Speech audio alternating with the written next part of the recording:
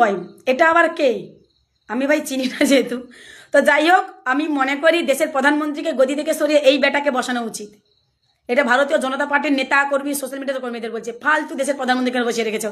এই বেটা থাকতে থাকতে দেশের প্রধানমন্ত্রীকে ওই জায়গায় বসানোর দরকার কি আছে? যেটা দেশের প্রধানমন্ত্রী করতে পারেনি সেটা তো এই বেটা করে দিতে পারে। আমার দাবি মানত। তো বন্ধুরা, অষ্টমীগিরি কি বলছেন দেখছেন তো? হ্যাঁ, দেশের প্রধানমন্ত্রীকে একের পর এক ট্রোল করে গেছে, সেটা করতে পারে, বাট দেশের যে সাধু সমাজ তাদের কিন্তু ট্রোল করতে ছাড়ছে না। কেন ছাড়ছে না? হিন্দুদের হয়ে কথা বলছে তাই। এবার বলো, এ কি সত্যিই হিন্দু, না হিন্দুর মধ্যেই দুটি ভাগে বিভক্ত হয়ে গেছে? মানে ভাবুন কি বলতে চেয়েছি, আশা করি বুঝতে পেরেছেন। সো ব্যাপার হচ্ছে মানে বস্তির ছেলেমেয়েরা আমি অনেক দেখেছি, তারা মানে ভুলভাল কথা বলে, মানুষকে রেসপেক্ট করে না, সম্মান করে না। বাট এ কীভাবে ভুলভাল কথা বলে? এ নাকি আর পড়াশুনো করে, এ নাকি উকিল নিয়ে পড়ছে।